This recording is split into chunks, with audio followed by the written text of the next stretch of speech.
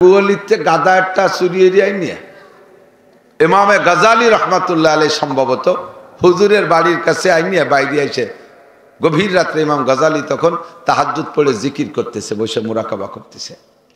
এর মধ্যে শয়তান বাইরে আইছে, খুব মিষ্টি সুরি, ওরে তো আল্লাহ তার কোনটা অভাব দেয় নেই, সব কিছু পারে।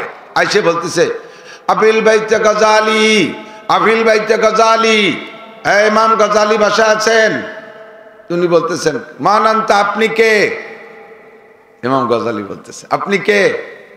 তো জবাব দিচ্ছে আনা রব্বুকা, আমি আপনার রব, আমি আপনার আল্লাহ। ইমাম গাজালি টের পাইছে কাম সারছে। তা কি আল্লাহ, কি খবর? তোমার নামাজ কালাম ইবাদত বন্দেগী তসবিহ তাহলিল কুরআন কিতাব সব কিছু দেখা আমি এত মুগ্ধ হয়ে গেছি, আমি আর আরশে আজিমে থাকতে পারি নাই, স্বয়ং তোমাকে সাথে করে আরশে আজিমে যাব বলে আমি বুরাক নিয়ে চলে আসছি।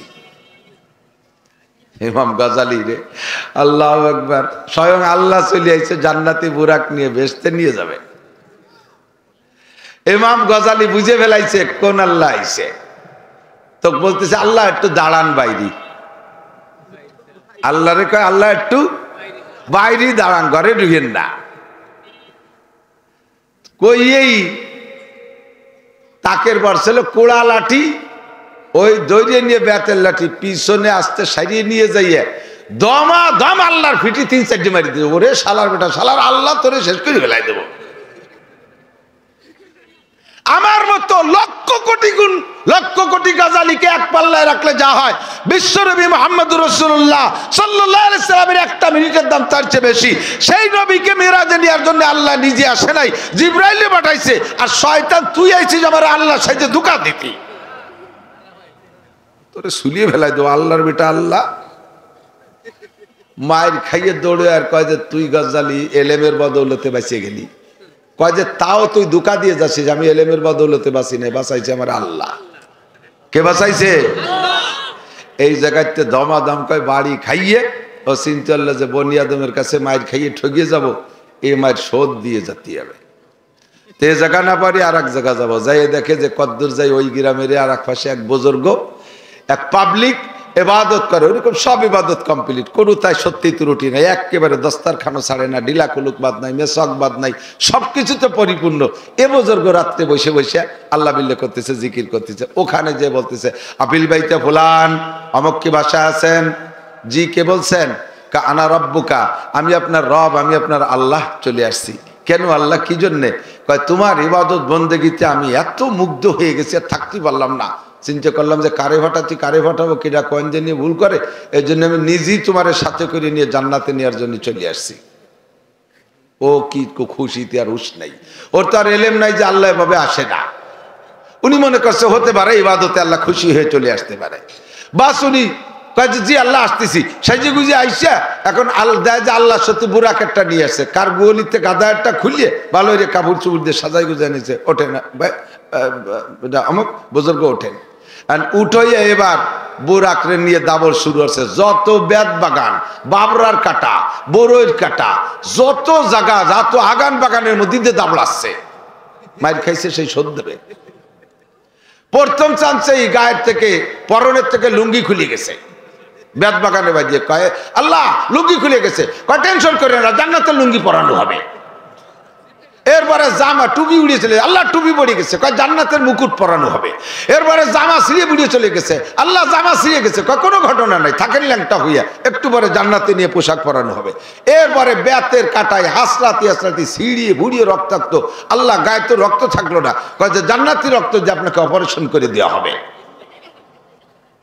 নিয়ে গেছে, নিয়ে রাতভর গাদার বেটে ঘুরোই টুরইয়ে ন্যাংটা ব্যাংটা হইয়া সকালবেলা ওনার বাড়ির গুয়লির গোবর গাদা দেয় যে জায়গা, সেই গোবরের মধ্যে মাজা সমান ওই ল্যাংটা হইয়া গাড়িয়ে দিয়ে ঘরের থেকে একখান মাইকে কালা আড়ি খাপড়া ওই এনে মাথায় দিয়ে থিয়ে চলে গেছে।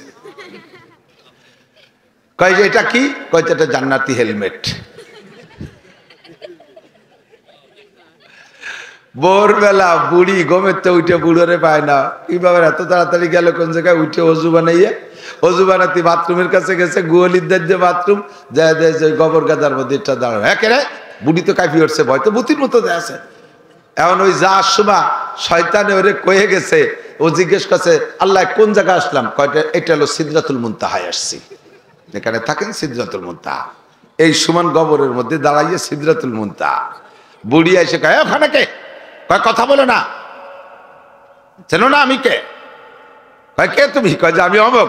এখানে কেন, কয় কথা বলে না, আমি সিদরাতুল মুনতাহায় আইছি। বুড়ি কয় তুমি সিদরাতুল মুনতাহা, তুমি গবরাতুল মুনতাহায় এসে দাঁড়ায় নিচ্ছ। আলেমরে ধোঁকা দিয়া বড় কঠিন। কতগুলো মূর্খরে ডাইকে দিয়া তার ভিতরে যোগ্য করে আলেম না থাকার কারণে আজকে দাওয়াত ও তাবলীগের ভিতরে নিয়া তাদেরকে এমন ধোঁকা দিয়া উলামায়ে কিরামের সাথে ধর্মের সাথে বেয়াদবি করতেছে। সারা দুনিয়া জুড়ে যেই কামটা চলতেছিল দাওয়াত ও তাবলীগের কাম, এই তাবলীগের কামকে ধ্বংস করে দেওয়ার পায়তারা করতেছে। শতকরা ৯৯ জন আলেম একমত। আর পাঙ্কু পুঙ্কু লেহাপড়া জানে না দুনিয়ারটা দামড়া মৌলবী, এই দামড়া মৌলবী গুলো জড়ছে ওকে সাথে। এত সুন্দর একটা কাজ চলতেছে বিশ্বব্যাপী, আল্লাহু আকবার।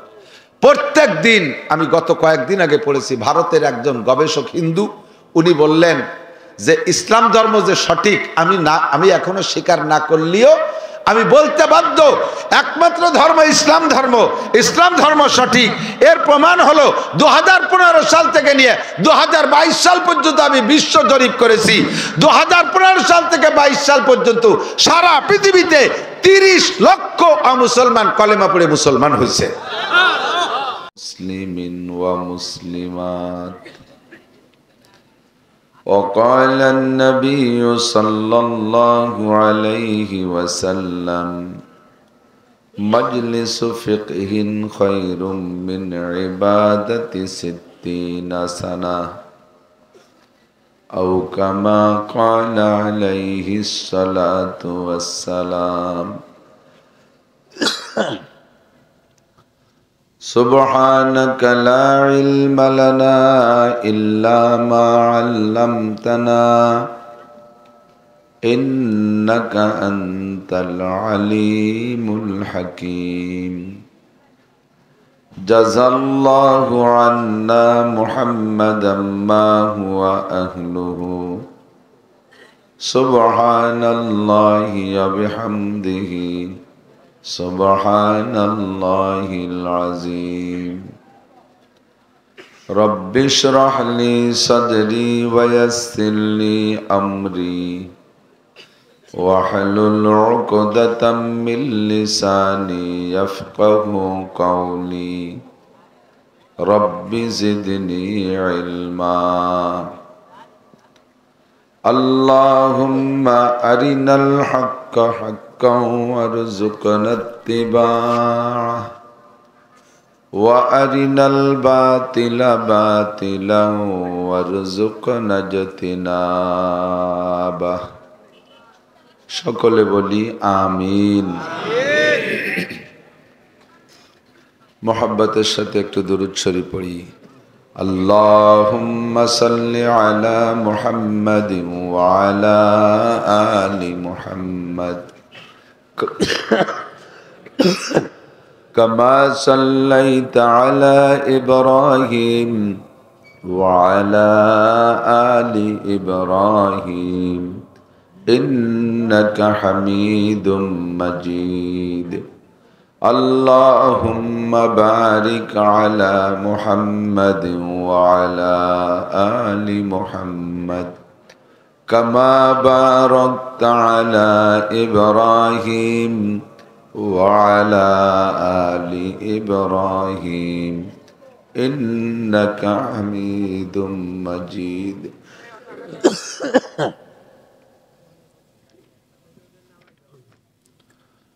ঐতিহ্যবাহী বড়দিয়া ইসলামিয়া কওমি মাদ্রাসা এতিমখানার উদ্যোগে আয়োজিত বার্ষিক ওয়াজ মাহফিল। অধ্যকার মাহফিলের সম্মানিত সভাপতি জনাব হযরত মাওলানা ইমদাদুল হক সাহেব, মুহাদ্দিস ঈদগাহ মাদ্রাসা ভাঙ্গা। এতক্ষণ পর্যন্ত বয়ান করেছেন উলামা হযরত, মাদ্রাসার সুযোগ্য সুদক্ষ প্রবীণ মোহতামিম সাহেব হুজুর ও আসাতিজায়ে কেরাম আজিজ আমতুলাবা। এ অঞ্চলের অনেক অনেক উলামায়ে কিরাম, আইম্মায়ে মাসাজিদ, প্রাণপ্রিয় দেশবাসী,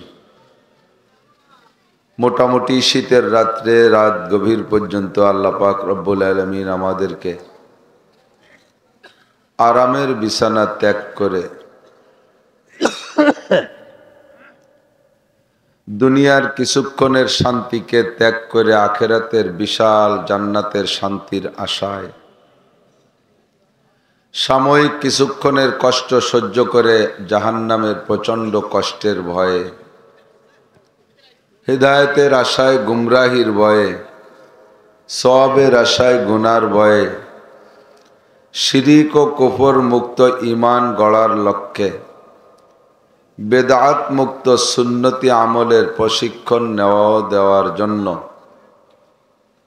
আল্লাহ তার রসুল সাল্লাল্লাহু আলাইহি ওয়াসাল্লামের প্রেম ও ভালোবাসা অন্তরে নিয়ে কোরআন সুন্নাহর কিছু হক কথা আহলে হক উলামায়ে কেরামের কাছ থেকে এতক্ষণ পর্যন্ত শোনার সুযোগ করে দিয়েছেন। রব্বুল আলামিনের এই বড় ইহসানের শুকর আদায় করে সকলে পড়ি আলহামদুলিল্লাহ।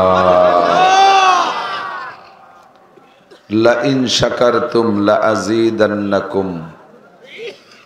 আল্লাহ পাক বলেন, তুমি আমার যে নিয়ামতের শুকর আদায় করবে ওই নিয়ামত বাড়িয়ে দেওয়া হবে।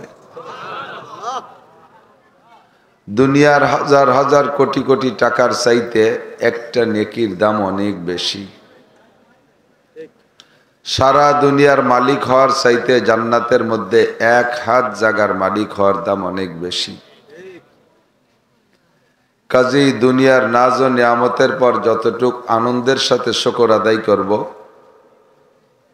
দিনের যে কোনো কাজ করতে পেরে তার চেয়ে শতগুণ বেশি স্বতঃস্ফূর্তভাবে শুকর আদায় করব। তাহলে আল্লাহ পাক রব্বুল আলামিন দিনের এই কাজ আরো বেশি করার তৌফিক দান করবেন।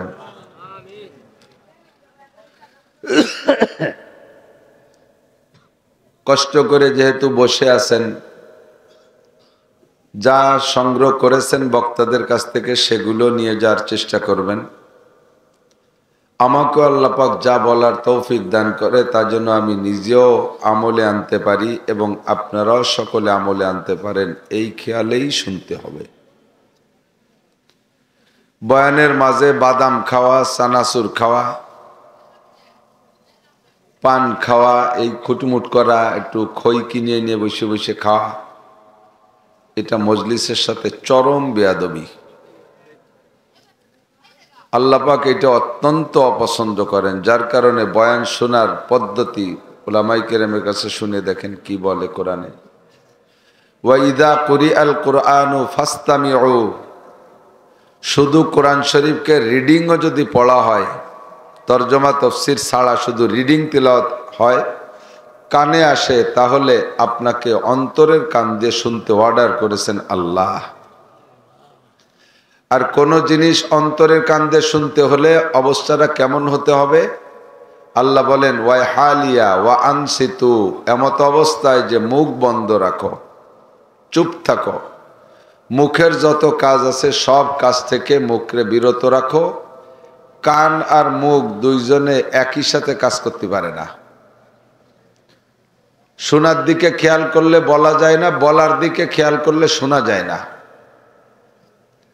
এজন্য অন্তরের কান দিয়ে শুনতে হবে।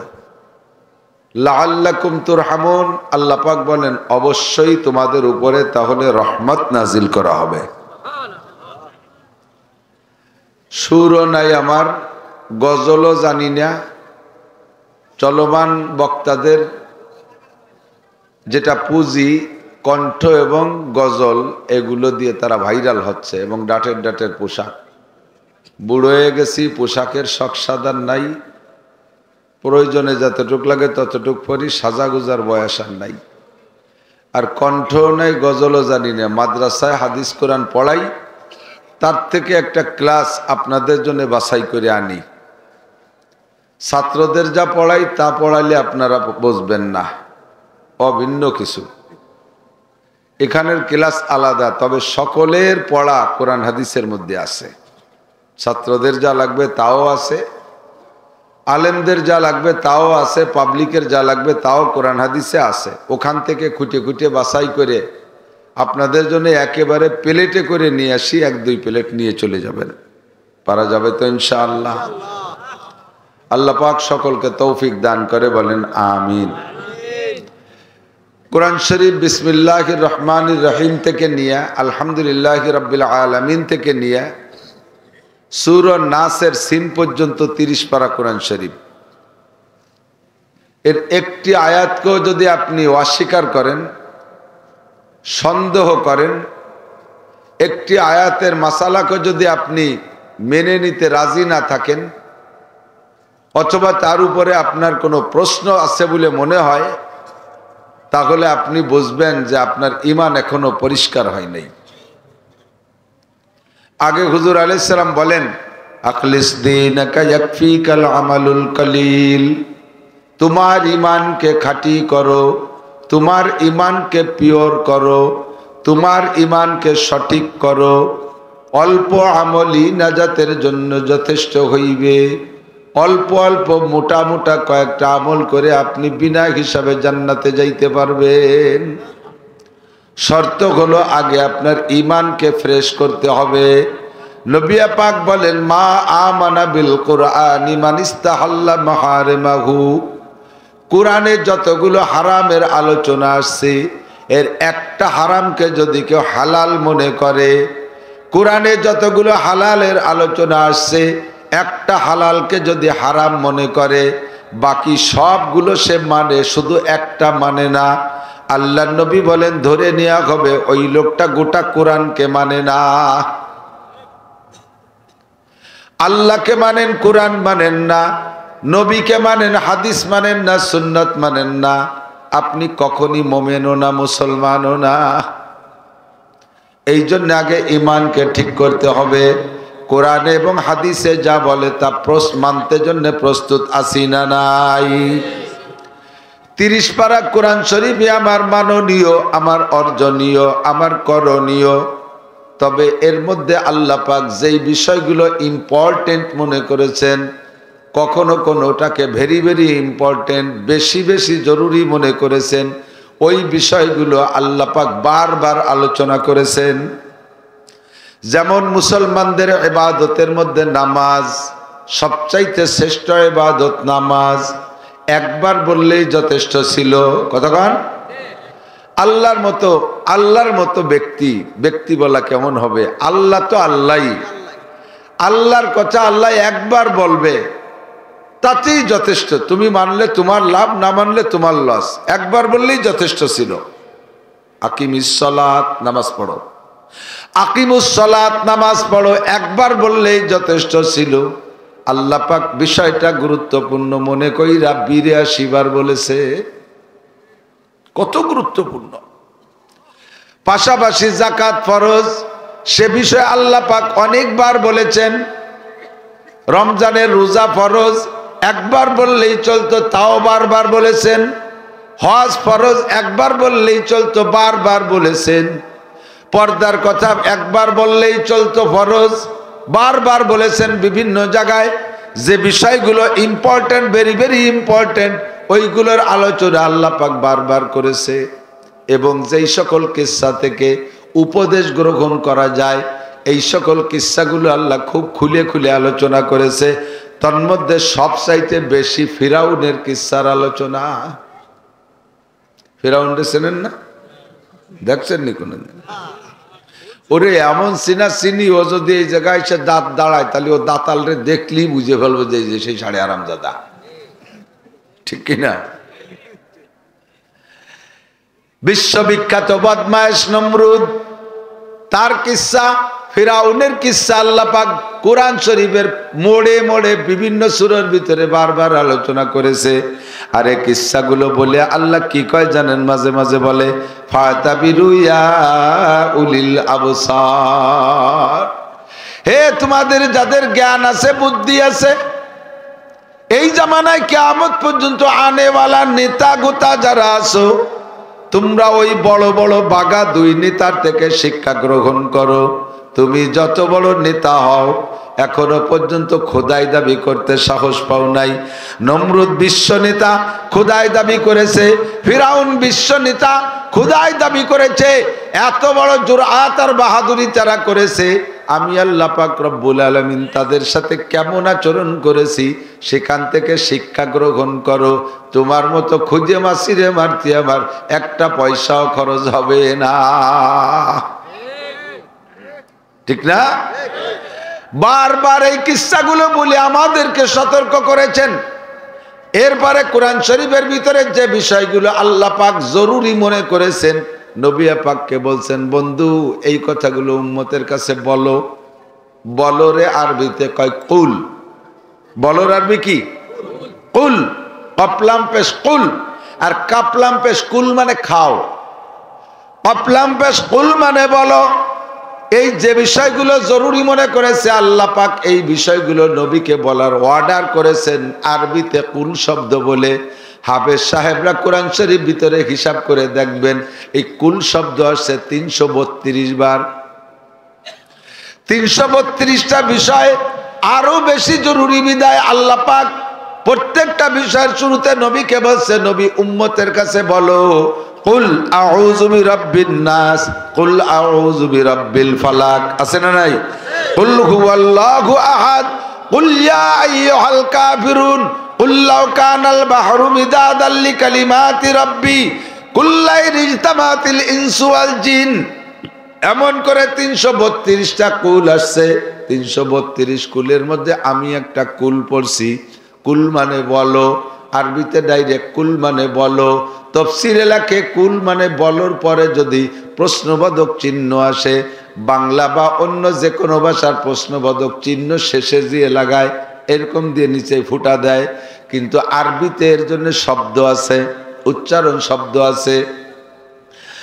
হামজা ইস্তেফাম আ, আ মানে প্রশ্ন, হাল মানে প্রশ্ন। আল্লাহ পাক বলেন, কুল, হে নবী উম্মতকে বলো, হাল ইয়াস্তাবিল্লাযীনা ইয়ালামুনা ওয়াল্লাযীনা লা ইয়ালামুন। তার মানে জিজ্ঞাসা করো, এ জায়গা কুল মানে বলো না।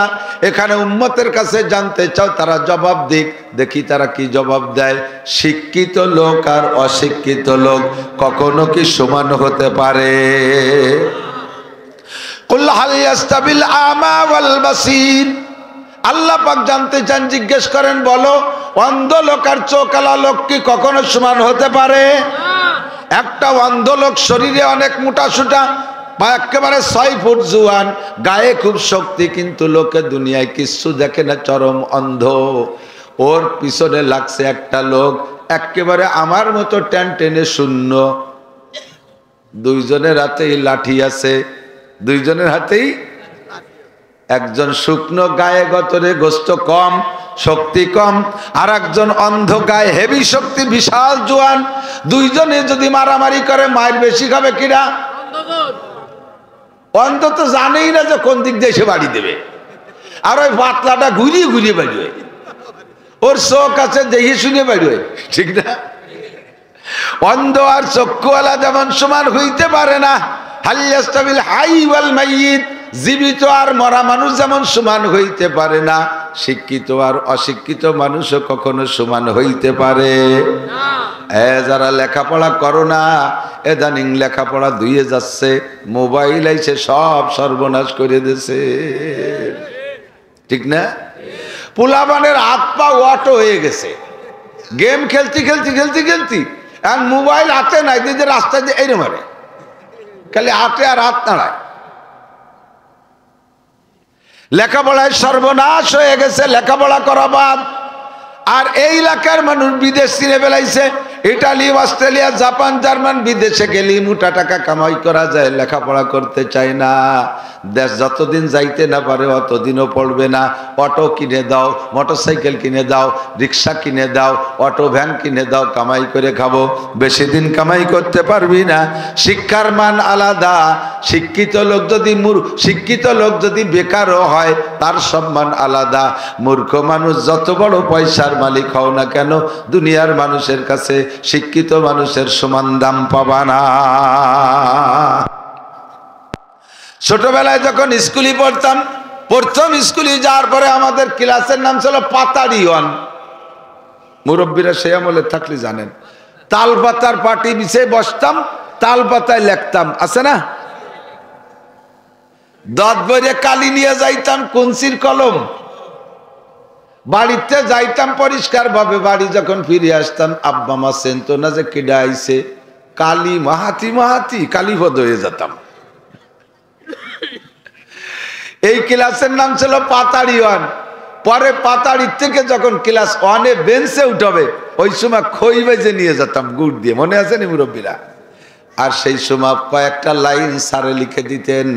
আমারে লিখে দিছিলেন যিনি, তিনার নাম জগদীশ স্যার, হিন্দু ভদ্রলোক। উনি বোর্ডে লিখে দিয়েছিলেন, আমি কাগজে লিখে আনছিলাম খাতায়। এর নাম হলো খাতা ধরানো। লিখে দিয়েছিলেন, মন দিয়ে করো সবে বিদ্যা উপার্জন, সকল ধনের চেয়ে বিদ্যা মহাধন। এ পাঙ্কুর দল যারা পড়তে চাস না, ভালো করে মনে রাখ, মন দিয়ে করো সবে বিদ্যা উপার্জন, সকল ধনের চেয়ে বিদ্যা মহাধন। এই ধন নাহি কেউ নিতে পারে কেড়ে, যতই করিবে দান ততই যাবে বেড়ে। স্বর্ণ দিয়ে লেখার মতো একটা কথা, ঠিক কি ঠিক না? দুনিয়ার সব জিনিস দিলে নগদে কমে যায়, দিলেই নগদে কমে যায়। পরে আল্লাহ বরকত দেবে দেবে, কিন্তু তাৎক্ষণিক কমে যায়। 100 টাকা থেকে 10 টাকা দিলে কয় টাকা থাকে? 110 টাকা থাকে। কয় টাকা? আল্লাহু আকবার। 1 মণ ধানের তে আধা মণ দিলে 20 কেজি থাকে, নগদের পর কইমা যায়, ঠিক না? দুইটা জিনিস দিয়ার সাথে সাথে নগদে বেড়ে যায়, একটুও কমে না। একটা হলো আগুন আর একটা হলো বিদ্যা। আগুন আর দুইটার একই স্বভাব, দুইটার একই স্বভাব। কারণ আগুন হলো, আগুনের স্বভাব কি? রাতের অন্ধকারে যদি আগুন জ্বালানো হয়, অন্ধকার কেটে যায়, আলোকিত হয়ে যায়, ঠিক কি ঠিক না? তেমনি মূর্খতার একটা অন্ধকার আছে। এক এলাকায় সবই মূর্খ, লেখাপড়া কিচ্ছু জানে না, বকলমে বুথা। দেখবেন দাঙ্গা হাঙ্গামা, মারামারি, অকথ্য ভাষায় গালাগালি, কাজাকাজি, আইল ঠেলাঠেলি, যত নোংরা কাম সব তারা করে। অন্ধকার, মূর্খতার অন্ধকারের কারণে যখনই তার ভিতরে শিক্ষার আলো আসে, তখন অকথ্য ভাষায় গালাগালি করে না। একজন ডিসি সাহেব, একজন ওসি সাহেব, একজন এসপি সাহেব, একজন বিসিএস ক্যাডার, একটা MA পাস লোক, একটা BA পাস লোক, একটা IA পাস লোক, এ কখনো পরের ঘরে সিং দেয় না। আশা করি পরের মেয়েকে অপহরণ করে না। আশা করি, আমার শতভাগ বিশ্বাস, পরের গাছের খেজুরের রস চুরি হয়ে খাইয়ে তার মধ্যে পেশাব করে থই না। আরে মুরগি চুরি করে না। এই সমস্ত আকাম কুকাম শিক্ষিত লোক করে না, পরের মাথায় বাড়ি দেয় না। ও মূর্খতার যে অন্ধকার, তার ভিতরে শিক্ষা আসার কারণে অন্ধকার কেটে আলোকিত হয়ে যায়। তেমনি যেমন অন্ধকার, আগুন জ্বালাইলে অন্ধকার কেটে আলো হয়ে যায়, ওই রকম শিক্ষার কারণে মূর্খতার অন্ধকারও কেটে যায়। দুইটার মধ্যে সম্পর্ক আছে। এই জন্যই কয়, এই দুইটা জিনিস যতই দেবা তত বাড়ে। একটা মোমের মাথা থেকে যদি 100টা মোমের মাথায় আগুন নেয়, প্রথম মোমের মাথার আগুন কমে? কতক্ষণ কমে? তেমনি একজন মাস্টার লেখাপড়া করাইতে করাইতে বুড়ো হয়ে গেলে উনার ভিতরে যা ছিল সব হাজার হাজার ছাত্রকে দিয়ে দিয়েছে, বিদ্যা উনার পেট খালি। উনি আর বাংলা লেখাপড়া করতে পারে না, অক্ষর দেখলে চেনে না, এরকম নাকি? যত দেয় তত বাড়ে, যত দেয়, ঠিক না? সেদিকে আমার কথা বলা মাকসাদ না। আমি যেদিকে যাব, গভীর রাত্রে দিক তাকান। শিক্ষিত আর অশিক্ষিত কোনোদিন সমান হইতে, শিক্ষিত ব্যক্তির নামাজ, অশিক্ষিত ব্যক্তির নামাজ, শিক্ষিত ব্যক্তির অজু, অশিক্ষিত ব্যক্তির অজু। অশিক্ষিত মানে যে অজু জানে না। একজন মাস্টার, মাগুরায় গেছে একটা মাহফিলে, শ্রীপুর থানা, মাগুরা শ্রীপুর থানা আছে না? শ্রীপুর থানা গাছিয়াড়া গ্রাম, না গ্রামও কয়ে দিলাম, আর হ্যাঁ গ্রামের নাম গাছিয়াড়া। ওখানে মাহফিলে গেছি তো, যে বাড়ি বসছি ওই বাড়িওয়ালার জামাই BSc মাস্টার, হাই স্কুলের অঙ্কের মাস্টার। কেনা BSc টিচার না, BSc স্যার। এই BSc স্যার উনি শ্বশুর বাড়ি বেড়াতে এসে মাহফিল উপলক্ষে। তো মাগরিবের আগে অজু বানাইয়া দুইজনই মসজিদের দিকে যাচ্ছি। স্যারের সাথে মেলা আলোচনা করতে করতে করতে করতে মোটামুটি আমার সাথে একটা ভালো সম্পর্ক হয়ে গেছে। এখন ওই চলার পথে মসজিদে ঢোকার আগে বলতেছে, হুজুর ধরেন আমি এই মাগরিবের নামাজের জন্য, এই শীতকাল তো কঠিন শীত, পেশাব টেশাব করে জরুরত ছাড়িয়ে অজু বানালাম, এখনো মাগরিব পড়ি নেই। মাগরিবের আগে যদি আমার একটা বাই ছুটে যায়, তাতে কি আমার আবার অজু বানাতে হবে? আমি বললাম জি বানাইতে হবে। কয় যে না, আমি যে অজু বানাইছি ওই অজু দিয়ে যে নামাজ পাবো সে নামাজটা আমি পড়ি নেই এখনো। অজু একটা বানাইছে না, সেই অজু যে নামাজ পড়া পাবে না সে নামাজটা পড়ি নেই, তার ফাঁকে বাইক ছুটে গেছে, তাতে কি হবে? তাহলে আগের অজুর নামাজ পাবো, সেটা হয়ে নেই, তারপরে ভিড়ে অজু বানাবো। আমি কইলাম স্যার অজু ভাঙ্গার কারণ 7টি। কয়টি? 1 নম্বরে পেশাব পায়খানার রাস্তা দিয়ে কোনো কিছু বাহির হওয়া। অজু আপনি যতবার বানান আর যতবার এই অ্যাক্সিডেন্ট ঘটবে অতবারই আপনার অজু ছুটিয়া যাইবে। বিএসসি টিচার অঙ্ক জানে, ইংরেজি জানে, বাংলা জানে, দুনিয়ার সব জানে, কিন্তু অজুর মাসলা জানে না। আল্লাহু আকবার। এবার অজুর মাসলা জানে কিনা? সমাজে একেবারে নিচু মানের একজন লোক পেঁয়াজ লাগায়, পরের বুইতি কামলা কিসেন দেয়, লেখাপড়া বকলমে বুথা, তবলিগে 3 চিল্লা দিয়া অজু ভাঙ্গার কারণ জানে, অজুর ফরজ 4টে জানে, অজু ভাঙ্গার কারণ জানে, গোসলের ফরজ 3টে জানে, গোসল ভাঙ্গার কারণ জানে, নামাজের ফরজ 13টা জানে, নামাজের ওয়াজিব 14টা জানে, নামাজ ভাঙ্গার কারণ 19টে জানে, নামাজে 2 রাকাতে 28টে সুন্নতে মুআক্কাদা জানে। এবার আপনি বলেন এই লোকটা আর ওই বিএসসি টিচার দুইজনের মধ্যে শিক্ষিত কে আর অশিক্ষিত কে? ধর্মের ব্যাপারে এই লোকটা শিক্ষিত, বিএসসি টিচার মূর্খ।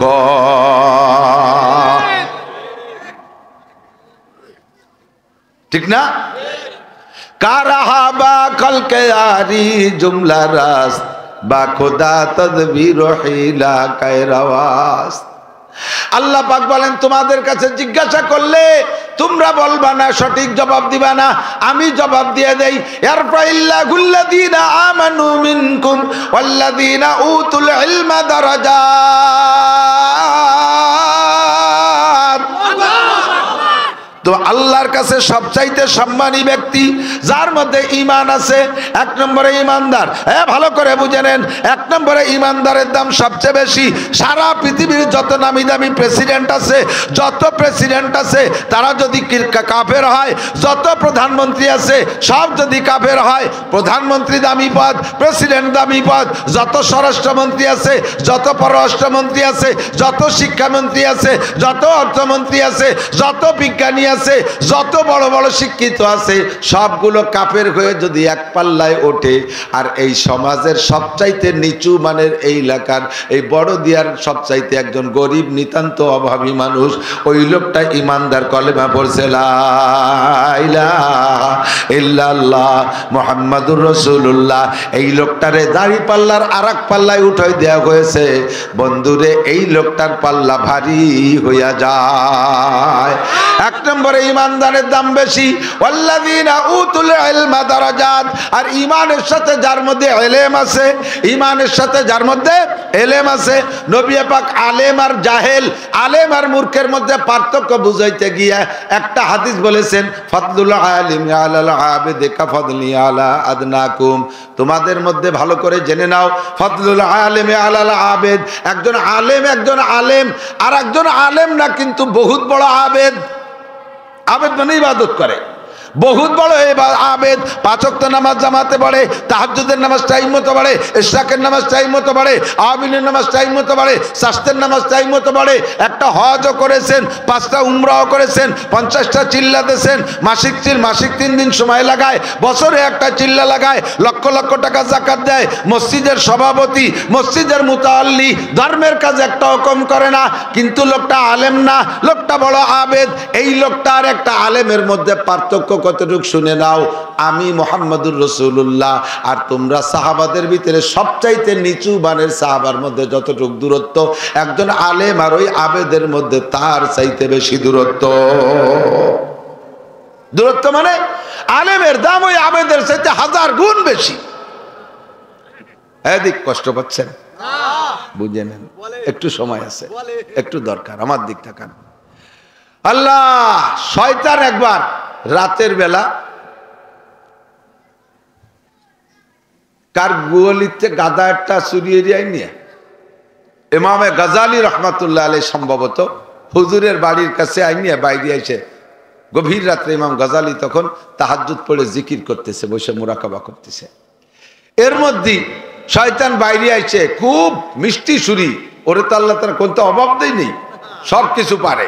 আইসে বলতেছে আফিল বাইতে গজালি, আফিল বাইতে গজালি, ইমাম গজালি বাসা আছেন? তিনি বলতেছেন মান আনতা, আপনি কে? ইমাম গজালি বলতেছে আপনি কে? তো জব দেশে আনা রব্বুকা, আমি আপনার রব, আমি আপনার আল্লাহ। ইমাম গজালি টের পাইছে কাম সারছে। তা কি আল্লাহ, কি খবর?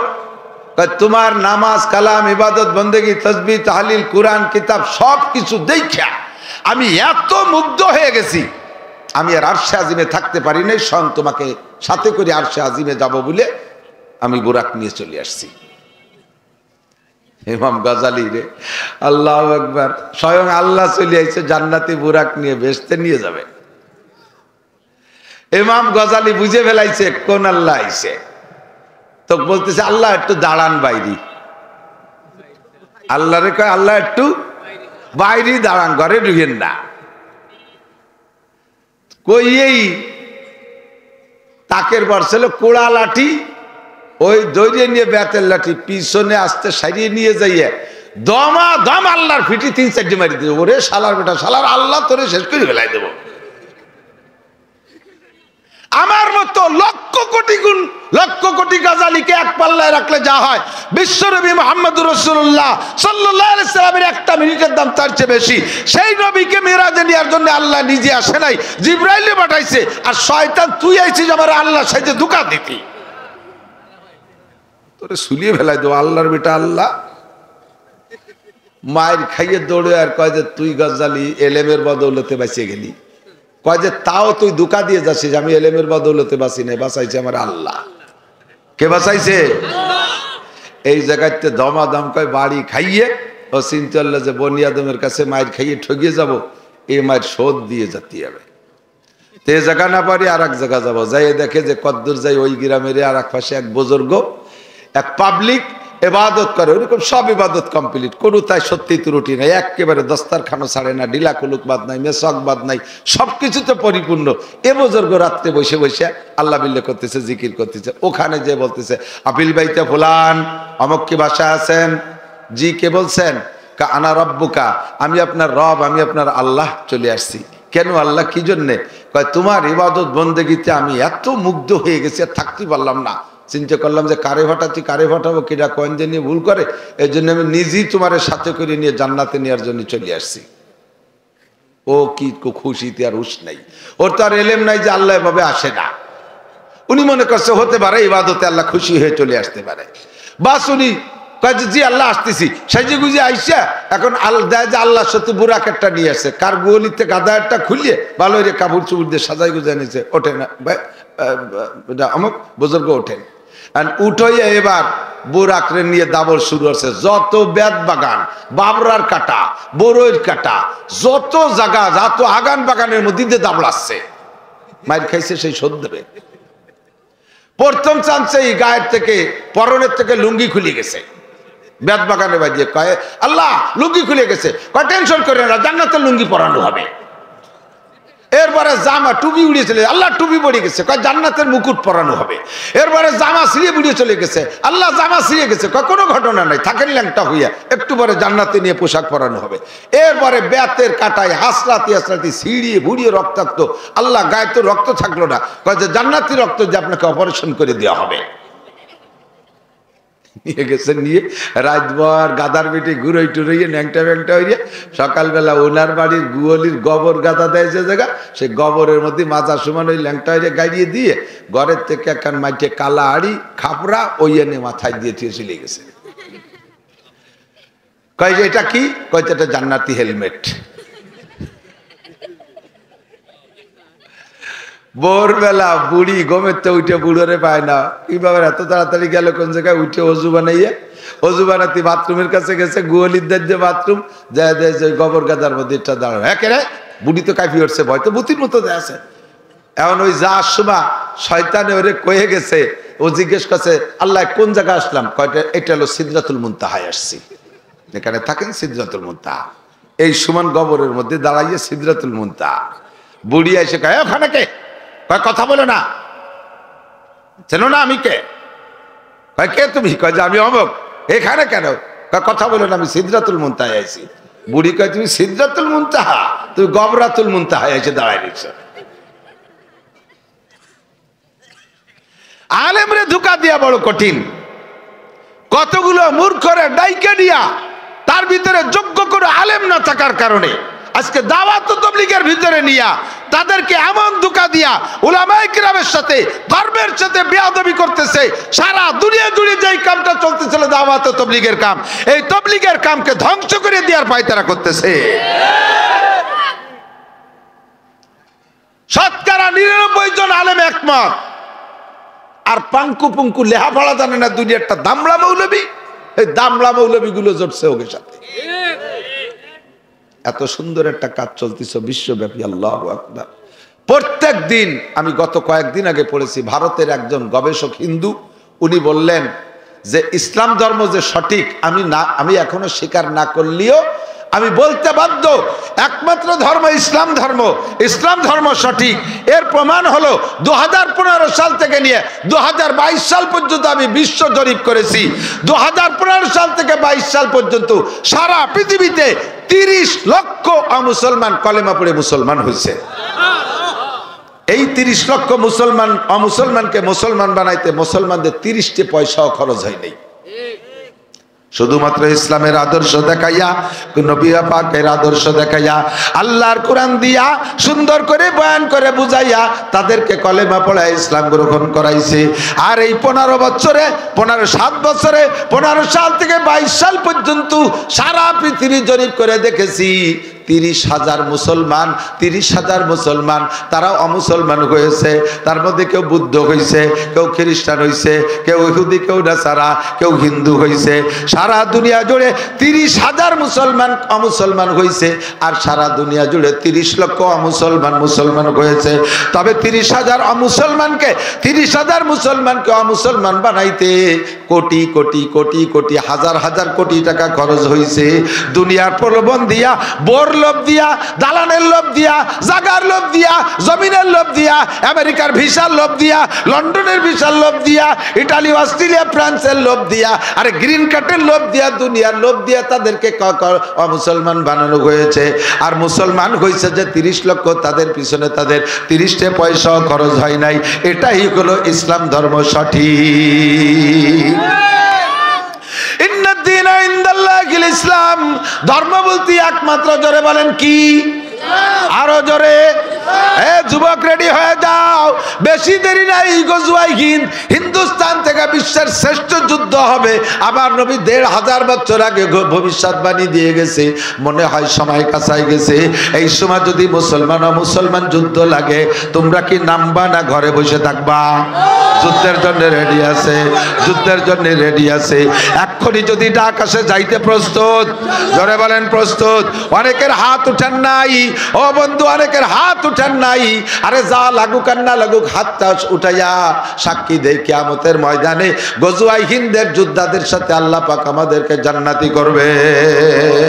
আল্লাহু আকবার, আল্লাহু আকবার। মাশাআল্লাহ, জাযাকুমুল্লাহ। এই সময় কোন প্রকার ফিতনা আমরা মেনে নিতে রাজি।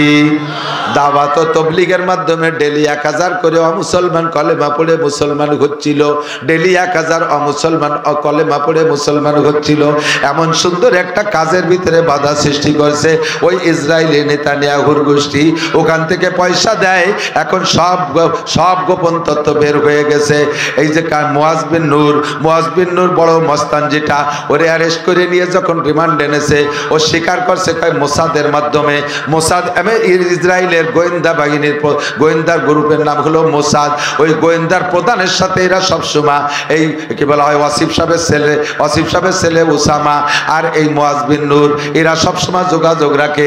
ওই মোসাদের টাকার মাধ্যমে দেশে কামগুলো করে। বাংলাদেশের টঙ্গীর ময়দানে 18 সালে যখন ওরা তালবি আলিমদেরকে মারছিল, যেদিন এখানে মারামারি হয়, ওই দিন সেই ইরা সাহেব, সাদ সাহেব ইসরায়েলি যে নেতানিয়াহুর সাথে আলোচনা করে, ওখান ওখান থেকে পাওয়ার দেয় আর এখান থেকে মারে। আর ওদের সাথে আছে আমেরিকা আলা, মুসলমানকে দুনিয়া থেকে ধ্বংস করবে। ইসলাম নিধন আন্দোলন, কুরআন নিধন আন্দোলন, মুসলমান নিধন আন্দোলন, এটাই তাদের উদ্দেশ্য।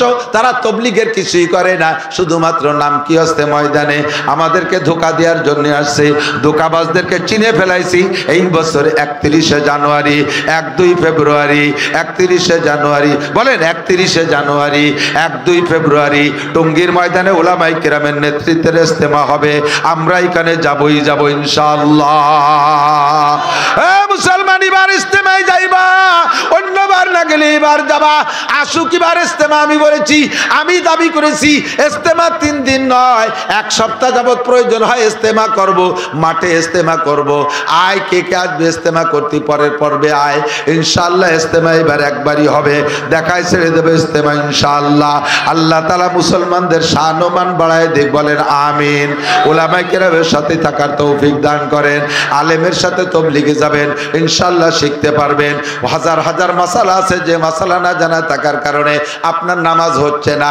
নবী পাক বলেন, এর একটা মাসালা শুনবা, শিখবা, আমল করা ছাড়াই শুধু শুনলে এবং শিখলে। শিখার সময় আমলের নিয়তে শিখবা, শোনার সময় আমলের নিয়তে শুনবা, তাতেই তোমাকে লাগাতার 60 বছর নফল নামাজ ও নফল রোজার নেকি দান করা হবে। নবী পাক বলেন, মজলিসু ফিকির খায়রুম মিন ইবাদাতি 60 সানা। মূর্খদের সাথে গেলে কি শেখা যায়? মূর্খদের সাথে গেলে এক মূর্খ আমির আর কতগুলো মূর্খ সে জায়গা মামুর হয়ে গেছে। এই মূর্খ ওই মূর্খদেরকে কি শিখাবে? শুধু রান্না বান্না খাওয়া শিখাবে আর একটু দাওয়াত দেওয়া শিখাবে, তাই ছাড়া কিছু শিখাইতে পারে না। আমি 2013 সালে 20 জনের একটা জামাত নিয়ে গেছি। ওই জামাতের ভিতরে 12 জন ছিল স্কুল কলেজ স্টুডেন্ট। এই 12 জন স্টুডেন্টকে আমি কলেজের ছাত্র, হাই স্কুলের ছাত্র, তারা আলিফ বা কিছুই জানতো না। আমরা 3 জন আলেম ছিলাম, 3 জন আলেমে মিলে এই 12 জনরে ভাগ করে নিয়া 38 দিনে তাদেরকে আলিফ বা থেকে কোরআন শরীফ পড়া শিখাইয়া 8 পারা সবক পড়ায় বাড়ি আনছি।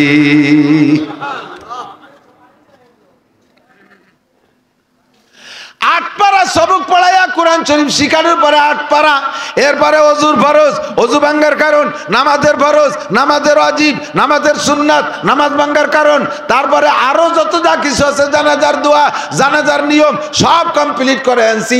এই ছেলেগুলো যদি বিসিএস ক্যাডারও হয়, সে তার আব্বার জানাজা পড়াইতে পারবে, যে কোনো জায়গায় দাঁড়ায় ইমামতি করতে পারবে, নামাজ পড়াইতে পারবে। সে যদি অফিসার হয়, আল্লাহর কোরআন তার মধ্যে আছে, ইনশাআল্লাহ দুর্নীতি করতে পারবে না। কথা বলেন ঠিক কি ঠিক না? আল্লাহর কোরআন যার মধ্যে থাকে, ও যত বড় অফিসার হোক, কোরআনে তার মধ্যে ঢেকুর ছাড়বে। আমার মুরব্বীরা সাক্ষী দেন। এখন তো দুনিয়া অনেক ডেভেলপ হয়ে গেছে, অভাবনাটন চইলা গেছে। আমাদের ছোটবেলায়, আপনাদের ছোটবেলায় সকালবেলা গরম ভাত কয় চাচা খাইছেন? বেশিরভাগই পান্তা ভাত, ঠিক না? পান্তা ভাত, পান্তা ভাত আর গলা ডিশ পানি, কাঁচা মরিচ আর পিঁয়াজ দিয়ে, মরিচ দিয়ে, চিনি চিকতে মাহাইয়ে গড় গড় করে চুমুক দিয়ে খাইয়ে ডাঙ্গায় চলে যেতেন, শখে চলে যেতেন। যাইয়ে 2 কোপ দেওয়ার পরে 3 বার পেশাব করলে সাপ পেট খালি, কিছু থাকতো না পেটে। এই সকালবেলা পান্তা ভাত খাইতো কি দিয়ে? কাঁচা মরিচ আর পেঁয়াজ দিয়ে না? কাঁচা মরিচ আর পেঁয়াজ। এরপরে দুপুরবেলা এসে ভালো ভালো খাইছে, কিন্তু আসরের দিকও ডেক সাড়ে গাড় করে ডেক সাড়ে, ডেকের মধ্যে পেঁয়াজের গন্ধ। সকালে পেঁয়াজ খেলাম, তারপরে দিয়ে কতটা খেলাম, সেই পেঁয়াজের গন্ধই সন্ধ্যের সময় পাওয়া যায়। কে দিনের শুরুতে যা খাও তার প্রভাব পেটের মধ্যে থেকে যায়। এই জন্য যত ভালো খাও, সেই সকালে পেঁয়াজের ডেক সন্ধ্যে পর্যন্ত পাবা। তেমনই জীবনের শুরুতে যদি কোরআন খাওয়াই দেওয়া হয়, ওই ছেলেটা IA, BA, MA, BCS, doctor, engineer, যত বড় অফিসার হোক না কেন, ও যে জায়গা যাবে তার ডেকুরির মধ্যে কোরআনের গন্ধ বের হবে। ও কখনো দুর্নীতি করতে পারবে না, কোরআনে ওরে হাত ব্রেক করে ফেলবে। কথা কন? আমরা গালাগালি করি না, হুজুররা কাজায় না। হুজুরকে মুখে গালি শুনছেন নাকি? গালি দেই না কেন? জানি নে তাইতে দেই না নাকি? কাজাকাজি জানি নে তাই মনে হয় নাকি? পাল্লা দেবেন কাজাইয়ে? মুখ দিয়ে করতে পারবো না, খাতায় লেহে দিতে পারবো। আপনারা জানেন শুধু ভাঙ্গা, ফরিদপুর, গোপালগঞ্জের কাজাকাজি, আর আমি জানি সারা বাংলাদেশের গালাগালি। ডেলি সপ্তাহে 10টা-20টা ডিস্ট্রিক্ট আমি অতিক্রম করি, সব জানি, কিন্তু বলতে তো পারলাম না কোনোদিন। ঠেকাইলো কে? ভিতরে কোরআন শরীফ আছে, যে কোরআনের ডেকবারে কাজানির ডেকবারি হই না, কোরআনে ব্রেক করে ফেলাইছে। কথা কন? এই জন্য কোরআনের শিক্ষা দরকার। উলামায়ে কেরামের সাথে তবলিগি যাবেন, আলেমরা রমজানে বেশি যায়, রমজানে চিল্লায় যাবেন। ইস্তেমার থেকে উলামায়ে কেরাম যায়, ইস্তেমার থেকে চিল্লায় যাবেন। ইনশাআল্লাহ আলেমদের সাথে গুল্লে কোরআন শরীফ পড়া শিখবেন। 5 জন বুড়ো মানুষ নিয়ে গেছিলাম ওই জামাতের ভিতরে।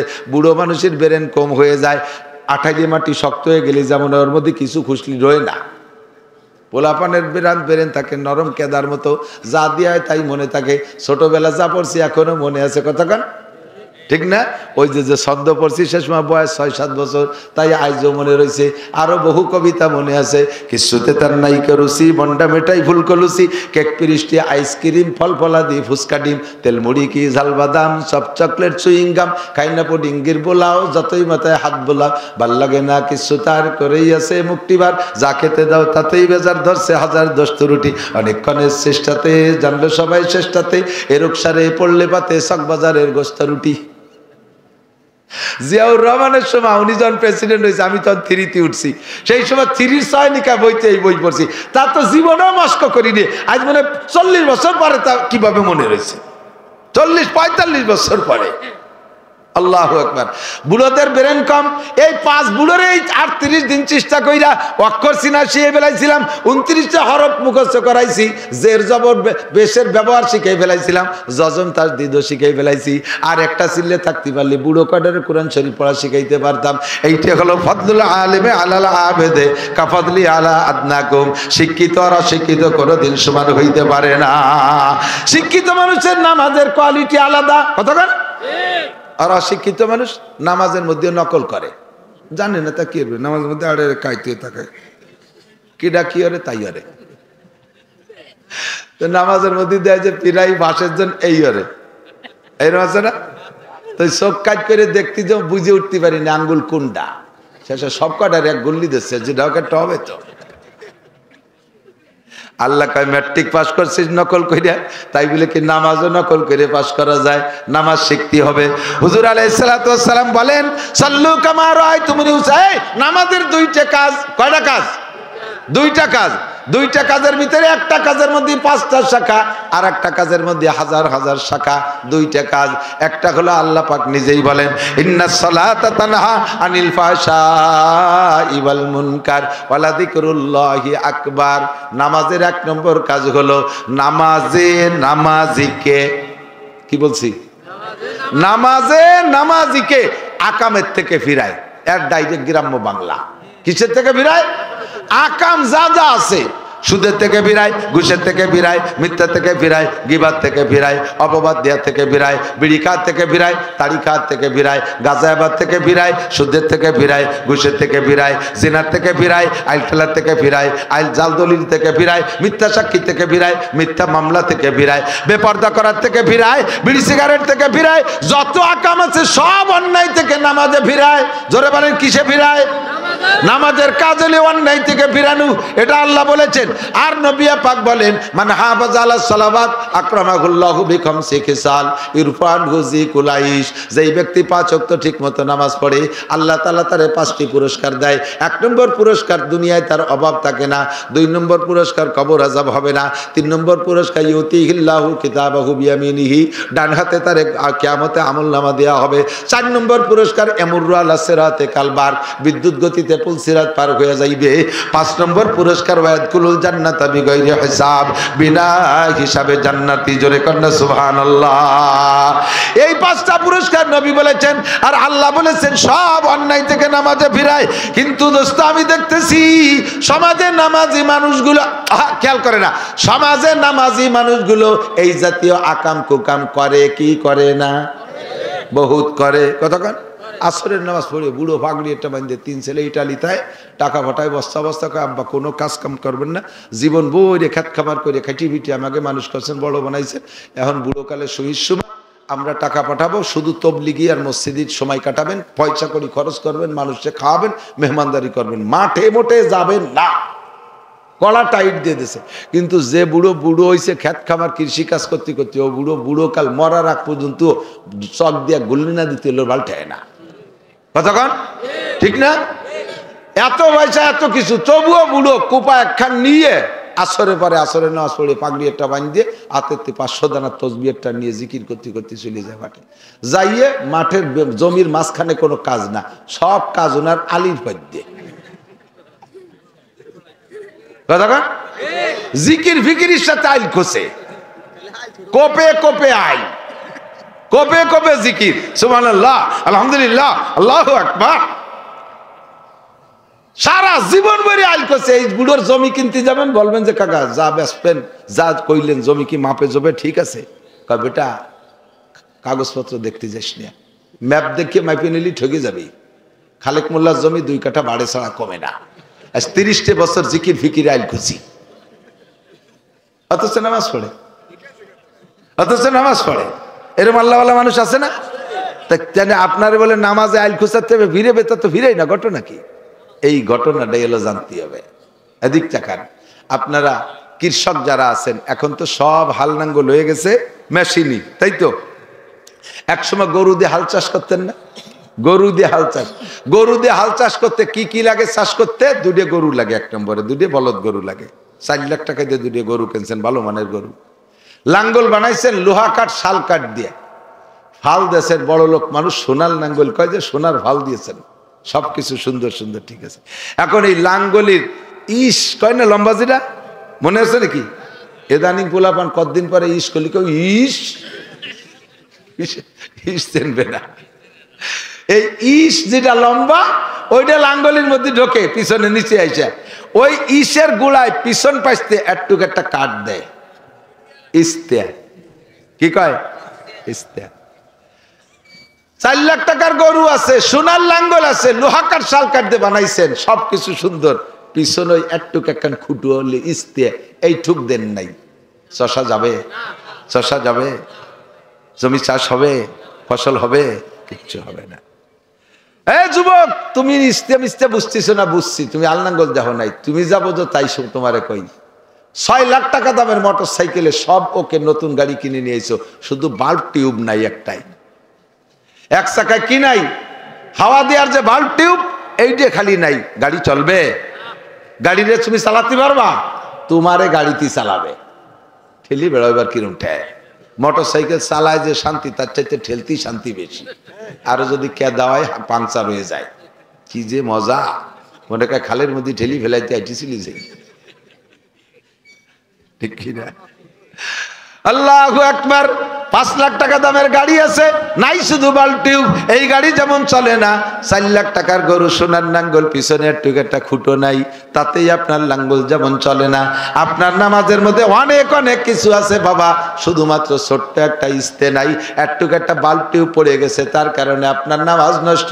এই নামাজে কোনোদিনও আপনারা আইল খুঁচাতে ফিরাইতে পারবে না, দুধে পানি দেওয়ার থেকে কমে ফিরাইতে পারবে না, মাপে কম দেওয়ার থেকে ফিরাইতে পারবে না, মাপে বেশি আনার থেকে ফিরাইতে পারবে না, গিবাত শিকার থেকে ফিরাইতে পারবে না, বিড়ি সিগারেট থেকে ফিরাইতে পারবে না, ব্যারাকাডামস কারিতাস বিআরডিবি স্বনির্ভর জাগরণী চক্র আশা প্রশিকা গ্রামীণ ব্যাংকের থেকে সুদে কারবারেতে ফিরাইতে পারবে না, জাল দলিল মিথ্যে সাক্ষী মিথ্যে মামলা থেকে ফিরাইতে পারবে না। কারণ যেই নামাজে ফিরেবে সেই নামাজই আপনার হয় না। ছোট্ট একটা পিন পড়ে গেছে, ছোট্ট একটা বাল্ব টিউব পড়ে গেছে, ছোট্ট একটা ইস্তে পড়ে গেছে লাঙ্গলের পিছনের থেকে, এইটি আপনার জানা নাই। এর একটা মাসালা শুনলে শিখলে আল্লাহ নবী বলেন খায়রুম মিন ইবাদাতি সিদ্দিনা সানা, লাগাতার একটানা 60 বছর নফল নামাজ ও রোজার চাইতে বেশি নেকি। বলবো 2-1টা মশালা বলবো, আমার ইউটিউবের বয়ানের মধ্যে সবই আছে, শুনলে পাবেন। তারপরও সামনে শোনার বরকত আলাদা। আল্লাহ ইমামে আদিক ওযু বানাইছেন শীতকালে দিন আমার বাবারা, খেয়াল করেন। তার আগে আপনি পেশাব করতে গেছেন, পেশাব কইরা, বুড়ো মানুষ পেশাব করতে গেলি তো ওই আগের মতো তো আর দূরই যায় না পেশাব। বুড়ো মানুষ তো জায়গায় গোড়ই পড়ে যায়, পড়ার সময় আশেপাশে যে মাহাই গেছে তা আপনার খেয়াল নাই। আপনি কোনো মতে একটু পানি দিয়ে এক জায়গায় ধুয়ে টুয়ে চলে আইছেন, ফাঁসে কিন্তু নাপাক মাখাই রয়েছে। নামাজের ফরজ 13টি, একবার বলেন কয়টি? আমার সাথে বলেন। 1 নম্বরে শরীর পাক, 2 নম্বরে কাপড় পাক। আপনার এই জায়গা 2 মাইর খাইছেন, জায়গায় একটু পানি দিয়ে দিয়ে চলে আসছেন, পাশে মাখাইছে, সে জায়গা ধৌত করেন নাই, এরপরে হাঁটা দেওয়ার সাথে সাথে যুবকদের পেশাব আর বুড়োদের পেশাব আলাদা। যুবকদের পেশাবে ফোর্স বেশি, এক গতিতে ক্লিয়ার হয়ে বেরোয় চলে যায়, তারপরও হাঁটা দেওয়ার পরে একটু পড়ে। আর বুড়ো মানুষের পেশাব একবারে ক্লিয়ার হয় না, হাঁটা দেওয়ার পরে খানিক সময় দাফাদাফি লাফালাফি কাশাকাশি করার পরও কেমন যেন কুট করে একটা কামড় দেয়, নিচের দিক সুর সুর ঠেকতেছে, 1-2 ফুটা পড়িয়া গেছে। ওই 1-2 ফুটা পড়ে গেল কোন জায়গা? ও জায়গা তো আর খেজুর গাছের রস বাঁধানোর মতো ঠিলে পাতা নাই। ওই 1-2 ফুট পড়িয়ে লাগবে আপনার কাপড়ে, আপনার গায়ে। 1 নম্বর আর 2 নম্বর ফরজ আপনার মাইর হয়ে গেছে। কথা বলেন? ছোট্ট ছোট্ট 2টা কাম। 1 নম্বরে শরীর নাপাক, 2 নম্বরে কাপড় নাপাক। আপনি যত সুন্দর করে কাবা ঘরের মধ্যে যে নামাজ পড়লেও ওই নামাজ আপনার হয় নাই। আর নামাজ যেহেতু হয় নাই, নামাজের ক্রিয়াও আর পাইবেন না। নামাজের যে প্রতিদান পাওয়ার কথা ছিল সেটা আপনি পাইবেন না। এই জায়গা চলে গেছে আপনার 1 নম্বর মাইল। 2 নম্বর সামনের দিকে আগান। এবার আপনি অজু বানাইতে গেছেন, কলের নিচে পা পাইতে দিয়ে পানি ছাড়ি দিয়ে পাউ দিয়ে পারে ডলে ডলে চলে আসছেন। এই যুবক হোক আর বুড়ো হোক, শীতকালে পা শুকোয় যায়, ভালো করে ডলে মলে পানি না পৌঁছইলে উপর দিয়ে ভাসা ভাসা চলে যায়। একটা চুল রে খাড়াভাবে রাখা যায়, এতটুক জায়গা যদি অজুর অঙ্গগুলোর মধ্যে শুকনো থাকে, আপনার অজু হয় নাই, অজু হয় নাই তো নামাজ হয় নাই। আপনার নামাজের ইস্তে পড়ে গেছে, আপনার মা নামাজের বাল্টিও পড়ে গেছে। ওই নামাজের যা পাওয়া দরকার ছিল এই জন্য আপনি পাচ্ছেন না, ফলাফল পাইছেন না, রুজিরও বরকত হচ্ছে না, আপনাকে আকাম থেকেও ফিরাইতে পারতেছে না। মহিলারা বাচ্চাদেরকে বাচ্চা কাচ্চা লালন পালন করে, ছোট দুধের বাচ্চা কোলের মধ্যে পেশাব করে দিছে, কোলে পেশাব করে এরকম একটু কোষ মারি ফেলাই দিয়ে একটু পানি ছিটিয়ে দিয়ে আল্লাহু আকবার দাঁড়াই গেছে। কাকি কি এলেন? ওই যে কোলে পেশাব করছে, কলো ফেরেস্তা, ওনার সাল বলে ফেরেস্তা। ফেরেস্তা ফেরেস্তা তো ফেরেস্তার মুত্ত পাক, তা ফেরেস্তার মতে নাকি? ফেরেস্তা কি পেশাব করে? জিবরাইল আলাইহিস সালাম মিকাইল স্যার যদি পেশাবই করতো তাহলে আমরা তো থাকতে পেতাম না, বাইচে চলে যেতাম। ফেরেশতারা লা ইয়াবুলু ওয়ালা ইয়াগুতু, ফেরেশতারা পেশাব পায়খানা করে না, তোমারটা দিয়ে হাঁসের বাচ্চার মতো ভ্যাসফ্যাস করে মারতি তালে আছে। কাজীটা ফেরেশতা না, ওর পেশাব পায়খানা সম্পূর্ণ নাপাক। কাপড় নিংড়াইয়া গায়ে লাগছে, কাপড় ছোয়াইয়া ভিতরে যে গায়ে লাগছে, শুধু উপরে পানি মারছো, গাটা ভিজে রয়েছে, তোমার নামাজ হয় নাই। কাজেই মহিলা তুমি এখনো পর্দা করা শেখো না। শরীয়তের তোমাকে অন্যায় থেকে যার থেকে ফিরাবে নামাজে, এই ফিরাইতেছে না কারণ হলো তুমি বেপর্দা করতেছো, তোমার নামাজ হয় নাই। তুমি মিথ্যে কথা বলতেছো, নামাজ হয় নাই। মহিলা তুমি গালাগালি করো, তোমার নামাজ হয় নাই, গালাগালির থেকে ফিরতে পারছো না। স্বামীর সাথে বিয়াদবি করো, এটা অন্যায় করো, এই অন্যায় থেকে ফিরতে পারছো না, কারণ তোমার যেই নামাজে তোমার অন্যায় থেকে ফিরাবে সেই নামাজই তোমার হয় নাই। 1 নম্বরে এই সমস্যা। আমরা পুরুষরা আর একটা শুনে নেই, আমার দিক তাকান। নামাজ পড়তে যান, একটা ছোট ছোট মশালা খুলি, যে মশালাগুলো ওই ইস্তের মতো আর বাল্ব টিউবের মতো ছোট, কিন্তু পাওয়ার খুব বেশি, সাইজই ছোট হইলেও মশালা খুব বড় কঠিন। নামাজে দাঁড়াইছেন ইমাম সাহেব, এই ইমামের পিছনে নামাজে দাঁড়াইছেন, ইমাম সাহেব তকবীর বলছে, ইমাম সাহেব তকবীর, প্রথম তকবীরে তাহরিম, প্রথম যে তকবীর, এই তকবীর বলা ফরজ। এই তকবীর কি? ইমামের উপরেও বলা ফরজ, মুসল্লিদের উপরে ফরজ। অনেক মুসল্লি জানে না যে এই তকবীর বলা ফরজ, মুখ বন্ধ করে খালি কানে হাত দেয়, ও দেখছে দাঁড়ায় দিছে, মুখে আল্লাহু আকবার কই দিই। তোমার তো শুরুই হয়নি নামাজ, তার আর কি হবে? এই জন্যই তোমার নামাজে অন্যায় থেকে ফিরেতে পারে না। ইমামও প্রথম তাকবীর বলা ফরজ, মুসল্লিদের মুখে প্রথম তাকবীর বলা ফরজ। বুঝতে পারছেন কথা? আল্লাহু আকবার। এ জায়গায় আর একটা চিকুন মাসালা আছে। ইমাম সাহেব তাকবীর বলছে একটু টাইম নিয়ে, লম্বা করে, বড় জামাত হলে এরকম টাইনি পড়ে, আল্লাহু আকবার। ইমাম আল্লাহ করে আহুরে টানতেছে, আর আপনি শটে মারি দিয়েছেন আল্লাহু আকবার। হাসেন না, বুঝে নেন। ইমাম সাহেবের আল্লাহু আকবার বলার আগে, ইমাম সাহেবের আল্লাহু আকবার বলতে শেষে রওনা, এই ইমামেরটা বেরোনোর আগে যদি আপনারটা বেরোয় যায়, তাহলে আপনার ইমামের পিছনে ইক্তেদা হয়ে যায়, নামাজ হয় নাই। ওই নামাজে আপনার আকামতে ফিরেতে পারে না। এই অ্যাক্সিডেন্ট হয় কি হয় না? ইমামের কিরাত শেষ হয়ে গেছে, রুকুতি যাবে না, উনিও জানে ওই কিরাত, রুকুতি এখনো যাই পারে নাই, উনি সানা সাইডে রুকুতি চলে গেছে, নামাজ বাতিল। ইমামের আগে কোনো কিছু করলে নামাজ নষ্ট। বুঝেন? এর এক একটা মাসালার দাম 60 বছর নফল নামাজ ও নফল রোজার চাইতে বেশি দামি। বলেন না সুবহানাল্লাহ। আর একটা মাসালা বলি, এদিক তাকান। ইমামরা মসজিদে যে পাইছেন রুকুতে, ঢুকিয়ে দেন ইমাম কোন জায়গা? আপনি যদি ইমামরে রুকুতি পেয়ে যান, কতটুক পান? ইমাম সামি আল্লাহ কয় সা, সামি আল্লাহর সা করার আগে যদি আপনি রুকুতি যে একবার সুবহান রাব্বিল আজিম পড়ে সারতে পারেন তাহলে রুকুটা পাইলেন, যদি না পারেন তাহলে ওই রুকু পান নাই। রুকু পান নাই তো রাকাতটা পান নাই, সালাম ফিরানোর পর ওই রাকাত আবার পড়তে হবে আপনার। মশালা বোঝেন? এ কথা কেন বলো? উলামায়ে কিরামের কাছে একটু চর্বিত চর্বণ মনে হচ্ছে, এ কয় ক্যা? আরে ভাই জানেন না আপনার মুসল্লির কি অবস্থা? হাজারো মুসল্লি জানে না সে রুকুতি পাই নাই, ইমামের সাথে সিজদায় চলে গেছে, মনে হচ্ছে এই রাকাত পেয়ে গেছি, এরপরে সালাম ফিরিয়ে দিয়ে চলে এসেছে। হয় কি না? এরকম অ্যাক্সিডেন্ট দেখছেন না? এরকম এ ঝামেলা দেখছেন না? আপনার রুকুতি যে ইমামরে পাইতে হবে কটুক, সুবহান রাব্বিল আজিম একবার বলবেন, এরপরে ইমাম সাহেব সামি আল্লাহ কইছে, তাহলে আপনি রুকু পাইছেন। এখন ইমাম সাহেবের যদি এই রুকুটা আপনি পেয়ে যান, রাকাতটা পাইলেন। রাকাতটা পাইলে লাভ কি? ওই এক রাকাতের দাম 27 রাকাত। বলবেন না সুবহানাল্লাহ? সালাম ফিরানোর পরে যদি ওই এক রাকাত আলাদা পড়েন, ওটা এক রাকাতে সওয়াব। আর ইমামের পিছনে পেয়ে গেছেন এক রাকাতের দাম 27 রাকাত। কাজেই যে কোনো ভাবে ওই রুকুটা ধরার চেষ্টা করতে হবে, রুকুটা ধরার চেষ্টা করতে হবে। এবার যারা আহলে হাদিস আছে তাদের কাছে একটু কইয়ে দিক তাকান, তাদেরকে একটু বলি, থাকলে একটু শুনে নেন, তারা একটু শিখে নেন, পারলে পরে আমার জবাব দিয়েন। এদিক তাকান, তারা কয় ইমামের পিছনে কিরাত পড়া লাগবে, সূরা ফাতিহা পড়া লাগবে। যেই রেকাতে ইমামের পিছনে মুসল্লি সূরা ফাতিহা পড়ে নাই, ওই রেকাত হয় নাই। খুব বুঝতে হবে, খুব বুঝতে হবে। খেয়াল করেন, আপনারাও কোনো সময় আটকে গেলে এইটা জব দেবেন, ধরে ফেলবেন। শুনতেছেন? বুঝতেছেন? আমি আগেই বলে দিচ্ছি, ক্লাসের মতো পড়াবো, সুরতাল আমার কিচ্ছু নেই, ক্লাস। যদি ওদের দাবি হলো যেই রাকাতে সূরা ফাতিহা মুক্তাদি পড়ে নাই ইমামের পিছনে, ওই রাকাত বাতিল। আবার ওই আহলে হাদিস আলারাই স্বীকার করে ইমামরে রুকুতি পাইলে সেই রাকাত পাওয়া হলো, ইমামরে রুকুতি পাইলে সেই রাকাত পাওয়া হলো। তাহলে ইমামরে যদি রুকুতি যাইয়ে পাইছে সুবহান রাব্বিল আজিম, তাহলে সেই রাকাতের সূরা ফাতিহা কোন জায়গা পড়লো? আর ওদিকে বলছো সূরা ফাতিহা না পড়লে ওই রাকাত বাতিল। টের পাইছেন কি কইছি? একটু টের পাইছেন? কোন দিক? সূরা ফাতিহা ছাড়া যদি ওই রাকাত না হয়, তাহলে আর বলতেছো তোমরাও স্বীকার করো ইমামরে রুকুতি পাইলে ওই রাকাত পাওয়া হলো, তাহলে ওই রাকাতে সূরা ফাতিহা কোন সময় পড়বা? আগে ভরি তুইছো না পরে পড়বা? তাহলে তোমরাই তো কান, আপনারাই তো মানা আরো উল্টো পাল্টা তো তোমরা বাদাইছো, আমরা ওই টাল্টু বাল্টু মশলা দিই না। ওই রাকাতে ওই রুকুতি গেলে সুবহান রাব্বিল আজিম পাইলে হয়ে গেল। কথা বুঝে আসছে? এখন আমাদের স্বভাব আছে সাধারণ পাবলিকের, নামাজের শুরুতে অনেক কাজ থাকে। 1 নম্বরে ইন্নী ওয়াজহাতু, 2 নম্বরে নাওয়াইতুয়ান উসাল্লিয়া লিল্লাহি তাআলা আরবা রাকাতা খামসাতা সিত্তাতা সাবাতা গুটি খানি কয়ে মুতাজ্জিন ইলাজাতিল ইকরাদাতি বেজালি এমান কাবাতি শরীফতে আল্লাহু আকবার। এই এতটা কতি কি ইমাম সাহেব থাকবে ওই জায়গা? ইমাম সাহেবকে কবে তুমি বডি টডি আসো, আমি আসি।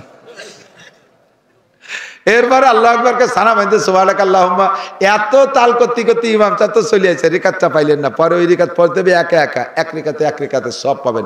কাজে আপনার এখানে কি করতে হবে? ইন্নিয়ত জাতুর দরকার নাই, নাওয়াইতুয়ানের দরকার নাই, আপনার সানা সুবহানাকার দরকার নাই। 2টা তাকবীর লাগবে। কয়টা তাকবীর? আবার এক তাকবীর দিয়ে যদি রুকুতি চলে যান, আল্লাহু আকবার কতি মারি দিয়েন না।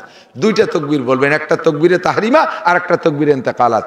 আল্লাহু আকবার, আল্লাহু আকবার, দ্রুত 2টা তাকবীর দিয়ে রুকুতি যে একবার সুবহান রাব্বিল আজিম বলে ফেলতে পারলে রাকাতটা পেয়ে গেলেন, 27 রাকাতের সব পেয়ে গেলেন। বলেন না সুবহানাল্লাহ? মাসালাটাকে আমি একেবারে ফালতু মাসলা কইছি? এটা জরুরি মাসালা কিনা? যদি রুকু না পান তাহলে সিজদা গেলেও আপনি ওই রাকাতটা আবার পড়ে দিতে হবে। কথা কি বোঝা গেছে? মাগরিবের 3 রাকাত ফরজ নামাজ, ইমামের পিছনে পাইছেন 1 রাকাত। কয় রাকাত বাকি আছে? সালাম ফিরানোর পরে 2 রাকাত। এই 2 রাকাত কিভাবে পড়বেন? আমার পাশে একজন, আমি আর সে দুইজনে 1 রাকাত পাইছি, 2 রাকাত ফেল করছি। তা আমি তো কিতাবে যা পড়ছি সেইভাবে পড়ছি, আর উনার কিতাবে উনি যা পাইছে উনিও সেইভাবে পড়ছে। উনি পড়ছে একবারে সালাম ফিরানোর পরে 2 রাকাত পড়িয়ে এক বৈঠক দিয়ে সালাম ফিরেছে, আর আমি পড়ছি প্রত্যেক রাকাতে বৈঠক দিছি। নিয়ম হবে কি? যদি 1 রাকাত পান, 2 রাকাত মিস করেন, সালাম ফিরানোর পরে উঠে প্রত্যেক রাকাতে বসতে হবে। ঠিক আছে না?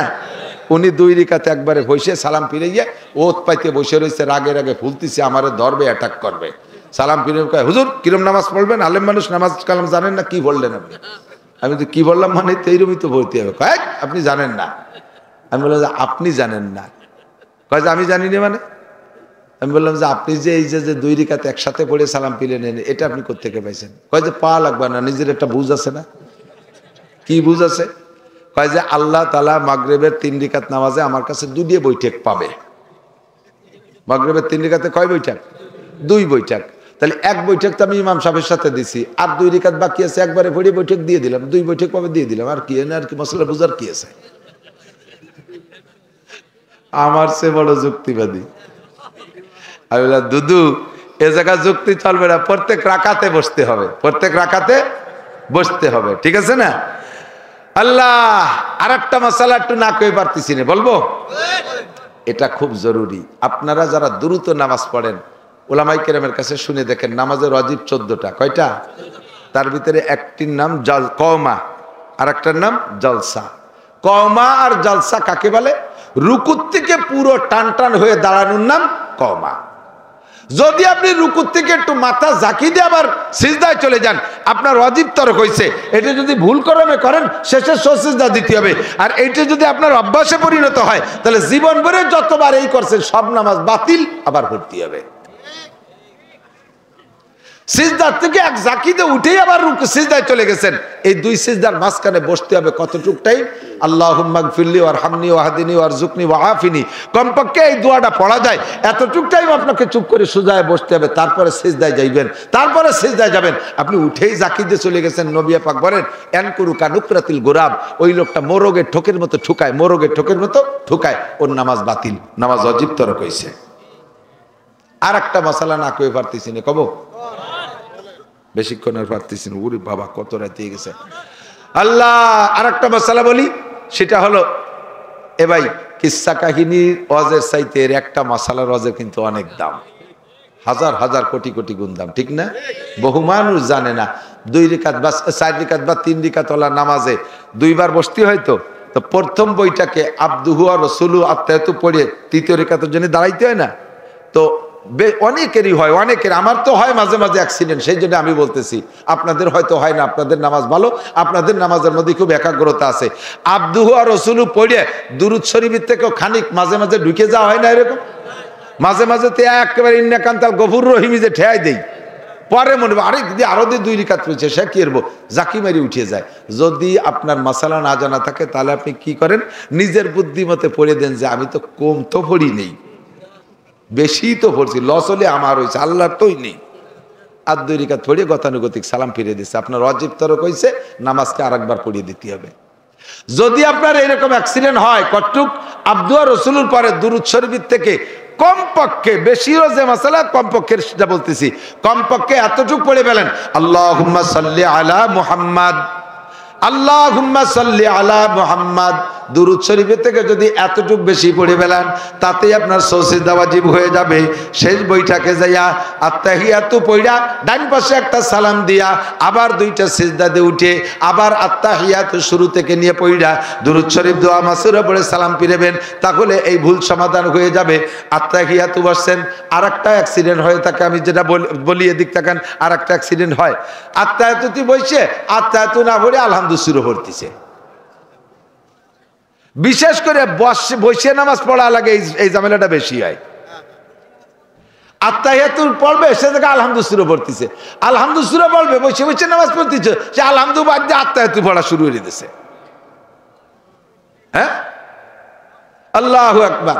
এদিক তাকান, এরপরে দোয়া কুনুতির জায়গা আলহামদুলিল্লাহ শুরু পড়তেছে, কানে উল্লাতেছে, মনে হচ্ছে যে প্রথম রিকাত, আলহামদুলিল্লাহ শুরু পড়া শুরু করে দিতেছে।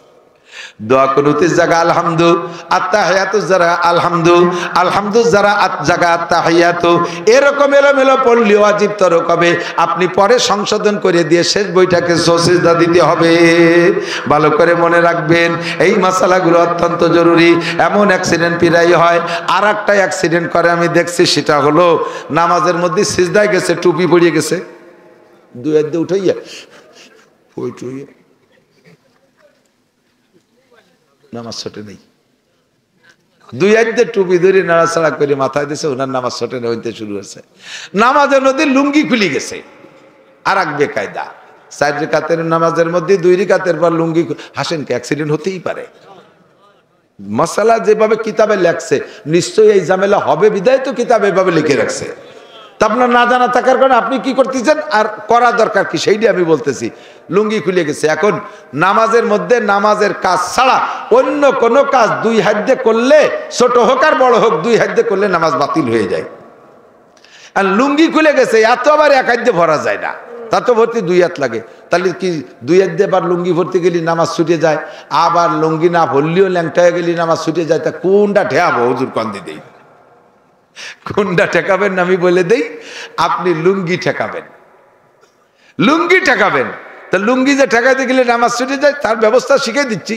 4 রাকাত ওয়ালা নামাজ, 2 রাকাতের পরে লুঙ্গি খুলে গেছে, বাস 2 হাত দিয়ে সুন্দর করে লুঙ্গি পরবেন, লুঙ্গি পইরা আবার নতুন করে শুরু করবেন আল্লাহু আকবার। ইমামের পিছনে শেষের 2 রাকাত পাইলেন, আগের 2 রাকাত ওই লুঙ্গি খোলার কারণে ছুটিয়ে গেছে, সালাম ফিরানোর পরে উঠে দাঁড়াইয়া ওই 2 রাকাতের আবার পড়িয়ে দেবেন। ব্যবস্থা হয়েছে কিনা? অথচ সেই জায়গায় লুঙ্গি পরে চিনতে পারে যে লুঙ্গিও আল্লাহ খুলছে, নামাজও আল্লাহর নামাজ, আমি পড়ছি তাতে হয়েছে কি, এইগুলো করা যাবে না। এই জন্য মাসালা বুঝে নিতে হবে। এদিক টাকা আর একটা মাসালা না কেউ ভাবতেছি না, কব নামাজের মধ্যে দাঁড়াইয়া 1 ফরজ আদায় করার ভিতরে দাড়ির মধ্যে একবার খাজাইছেন, কিরা এমন ইমাম সাহেব রুকুতি জানে কানের মধ্যে ফরফর আসছে, সেটাও একবার ছাড়ছেন, ফিরে আবার গেটির এই জায়গায় খাইজছে, রুকুতি যে এবারে নাই এখনো, 3 বার খাজাইছেন, রিকাত বাতিল, নামাজ বাতিল। ছাড়িয়ে দিয়ে আবার আল্লাহু আকবারকে শুরু করবেন, যেটুক সামনে আছে ওইটুক পাইছেন, যেটুক পিছনে খাইজই নষ্ট হচ্ছেন সেটুক খাইজই 3 খাইজনের মধ্যে চলে গেছে। নামাজের মধ্যে মোবাইল বেজে উঠছে, এই মশালাটাও একটা জরুরি নাকি বলেন? আর মোবাইল বাজতেছে, ইমাম সাহেব পড়ে সূরা ফাতিহা আর মোবাইলই গায় মুমতাজের গান, বুড়ো কয়জন ছানার মধ্যেই মুঠ বক্সিং রেডি হচ্ছে, সালাম ফিরে দেব ওর গেটি ভেঙে ফেলায়, তোর মোবাইল যে হ্যান্ডে যায় সে হ্যান্ডে দেবো, বাংলায় কয়। এখন এই মোবাইলে তো চালাই রাখা যাবে না, বন্ধ তো করতেই হবে। সিস্টেম কি? একটা ফরজ আদায় করার ভিতরে, নামাজের মধ্যে ফরজ আছে না, একটা ফরজ একটা ওয়াজিব আদায় করার ভিতরে আপনি 2 বার মোবাইল বন্ধ করতে পারবেন। তবে প্রত্যেকবার টাইমের আবার খেয়াল রাখতে হবে, একবার বন্ধ করতে যে যেন 3 তাসবির বেশি টাইম না হয়ে যায়। সুবহান রাব্বিল আযীম, সুবহান রাব্বিল আযীম, সুবহান রাব্বিল আযীম, এর নাম হলো 3 তাসবিহ। এই 3 তাসবিহ পরিমাণ টাইম হওয়ার আগে একবার সেরে আসতে হবে।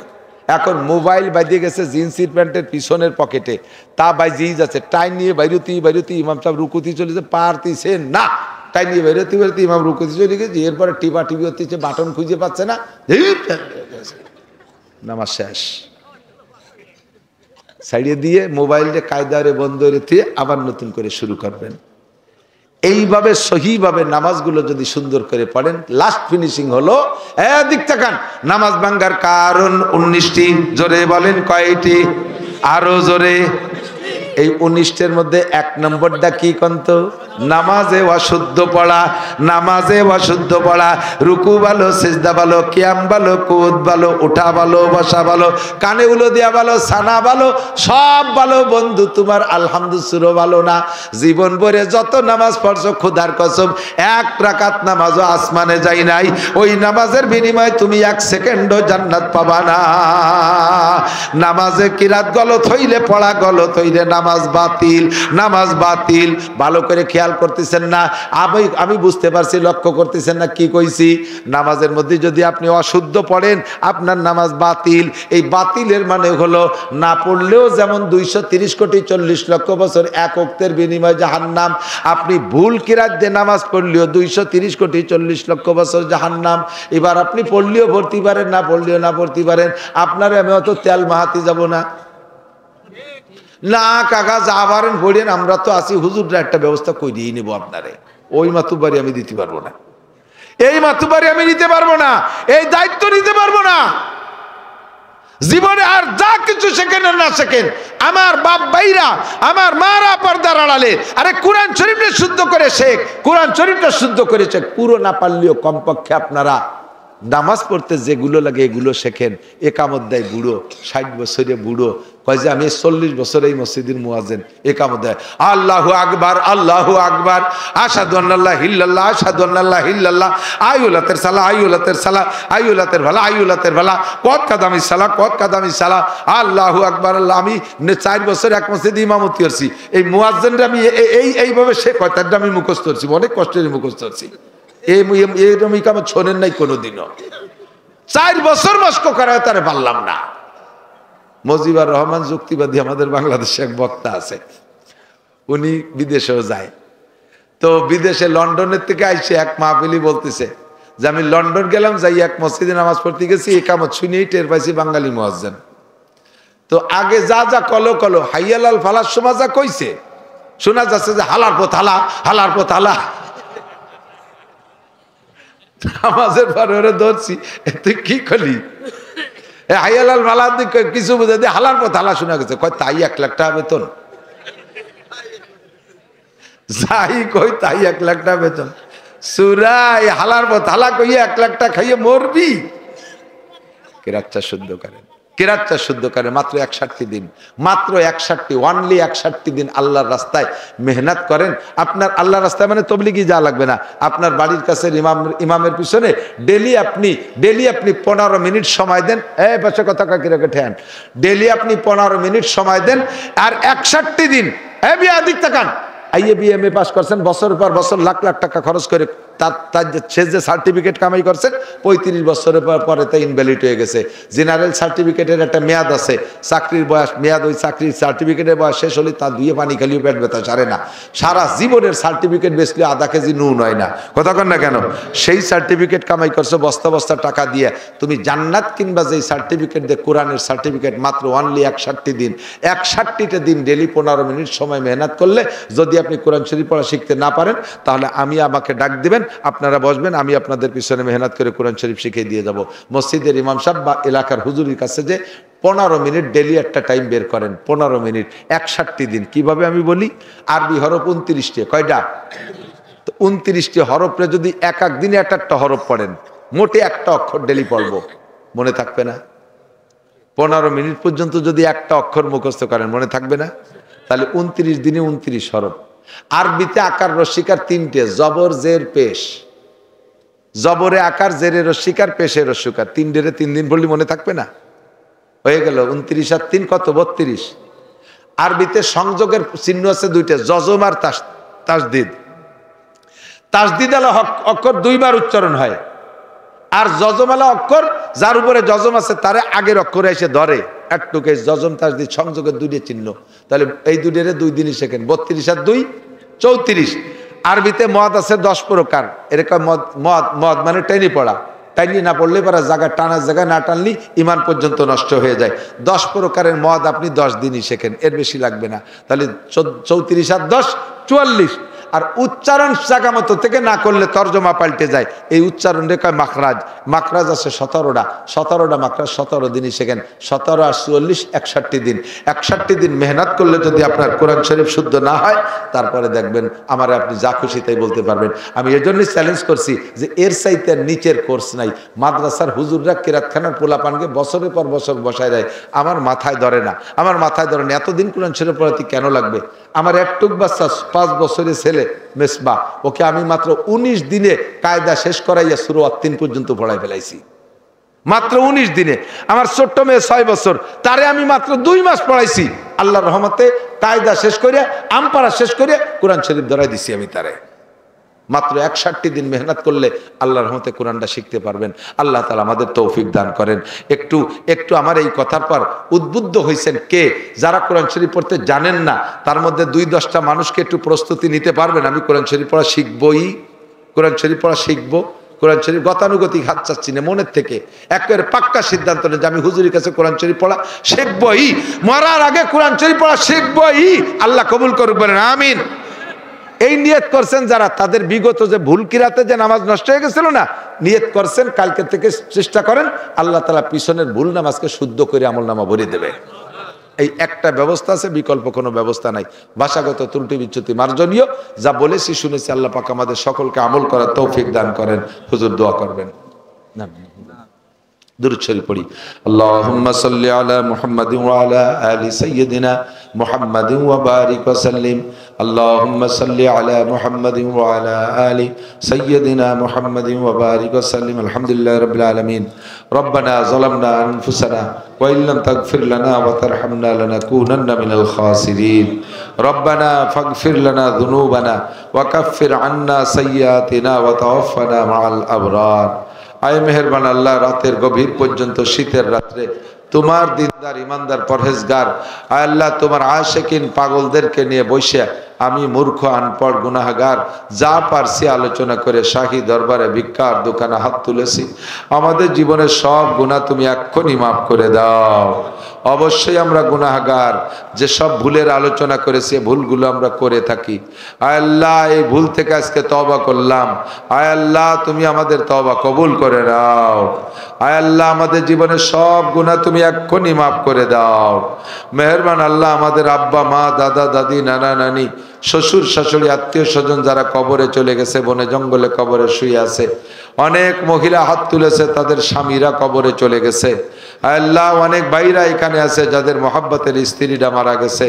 আয় আল্লাহ, এই সব মরহুম মুর্দাগানদেরকে তুমি এক্ষুনি ক্ষমার ঘোষণা দিয়ে দাও, তাদের কবর আযাব মাফ করে দাও, তাদের কবরে জান্নাতুল ফেরদাউসের দরজা খুলে দাও। আমরা যারা বেঁচে আছি আমাদের জান মাল ইজ্জত আবরু হেফাজত করো, ঈমান ও ইসলামের সাথে থাকার তৌফিক দান করো। আয় আল্লাহ, সহিহ উলুমে নববী শিক্ষা করে তারপর আমল করার তৌফিক দান করো। আয় আল্লাহ রাব্বুল আলামিন, সকল প্রকার ভুল চুক থেকে আমাদেরকে বেরিয়ে আসার তৌফিক দান করো। আমাদের মধ্যে যারা অসুস্থ রোগী সবাইকে সুস্থ রোগ মুক্ত করে দাও, যারা অভাবগ্রস্ত তাদের অভাব দূর করে দাও, হালাল রুজির প্রশস্ত ব্যবস্থা করে দাও। আয় আল্লাহ রাব্বুল আলামিন, প্রত্যেকের দিলের নেক আশা নেক তামান্না পূরণ করে দাও। আয় আল্লাহ, মা বোন যারা পর্দার আড়ালে হাত তুলেছে তাদের খাস পর্দা করা তৌফিক দান করো। মেহেরবান আল্লাহ, তাদের পারিবারিক অশান্তি থাকলে দূর করে দাও, স্বামী স্ত্রী সুসম্পর্ক মিল মোহাব্বত পয়দা করে দাও। আয় আল্লাহ, আমাদের সন্তানদেরকে আব্বা আমার আনুগত্য বানায় দাও, সন্তানদেরকে আব্বা আমার আনুগত্য বানায় দাও। এই মাদ্রাসাখানা তা কিয়ামত কবুল করে নাও। মাদ্রাসার সব অভাব অনটন দূর করে দাও, সব হাজাত জরুরত পূরণ করে দাও। আয় মেহেরবান আল্লাহ, এই মাদ্রাসায় যারা অল্প বেশি দান করলেন সকলের দানকে তুমি আনসার সাহাবাদের দানের সাথে কবুল করে নাও। কিয়ামতে বদরি সৈনিকদের সাথে জান্নাতি করে দিও। বাংলাদেশকে আল্লাহ শান্ত করে দাও। আয় আল্লাহ, বাংলাদেশকে তুমি মুসলমান ও ইসলামের জন্য ইসলামের পক্ষে এনে দাও। বাংলাদেশের পতাকায় কলেমা লেখার সুযোগ ও তৌফিক দান করো। লাল সবুজের মাঝে একটু লা ইলাহা ইল্লাল্লাহু মুহাম্মাদুর রাসূলুল্লাহ লেখা দেখতে মনে চাইতেছে। আল্লাহ, তুমি এ ব্যবস্থা বাংলাদেশে করে দাও।